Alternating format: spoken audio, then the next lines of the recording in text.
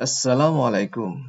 Senang dapat hadir kembali membawakan video edukasi yang tentunya menarik untuk ditonton.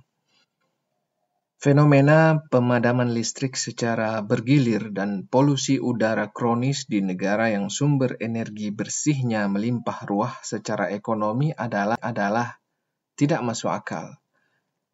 Namun hal tersebut terjadi di Indonesia, negara terbesar di Asia Tenggara yang memiliki potensi energi baru terbarukan atau EBT sebesar 788.000. Bagi penduduk Pulau Jawa, awan hitam pekat hasil dari PLTU batubara adalah sesuatu yang harus mereka lazimkan dalam kesehariannya. Sementara penduduk di wilayah Indonesia bagian timur, mulai dari Sulawesi, Kepulauan Maluku, Nusa Tenggara, dan Papua, hingga kini masih belum memiliki fasilitas pemasok listrik dari EBT yang dapat diandalkan. Padahal potensi panas bumi, tenaga surya, dan energi bayu di wilayah ini sangat menggiurkan. Sebagai negara kepulauan terbesar yang terletak di sepanjang garis khatulistiwa dan cincin gunung api, tak salah jika banyak orang yang mengharapkan agar Indonesia menjadi salah satu pemain utama dalam dunia, di mana sebanyak 29.000 megawatt atau setara dengan 40% potensi energi panas bumi dunia adalah kepunyaan Indonesia. Tapi bauran EBT dalam energi Indonesia masih sangat minim. Pada tahun 2018, kontribusi EBT hanya 12% dari bauran energi nasional. Sisa kebutuhan energi ditopang oleh energi fosil, yaitu dari batu bara sebesar 55%, kemudian dari gas alam 26%, dan minyak bumi 7%. Bagi investor, masalah regulasi selalu jadi kendala utama mereka ketika hendak masuk ke bisnis EBT di Indonesia.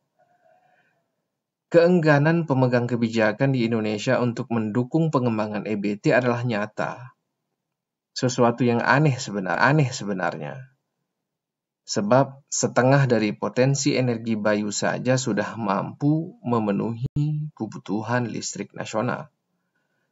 Secara ketentuan peraturan perundang-undangan, listrik diposisikan sebagai hajat hidup orang banyak yang harus dikelola oleh pemerintah, baik melalui badan usaha milik negara atau kemitraan publik swasta. Artinya, tidak ada perusahaan pembangkit independen yang dapat menjual listrik langsung ke pelanggan. Sebagai gantinya, mereka harus menjual listriknya ke PLN terlebih dahulu. Dalam banyak kasus, harga jual listrik yang ditetapkan melalui Permen ESDM sering menimbulkan kekhawatiran bagi investor. Tantangan ini yang kemudian ingin dicoba jawab oleh pemerintah pada penghujung tahun 2020 lalu melalui rancangan peraturan presiden yang mengatur pembelian listrik energi terbarukan oleh PLN. Berbeda dengan regulasi yang ada selama ini.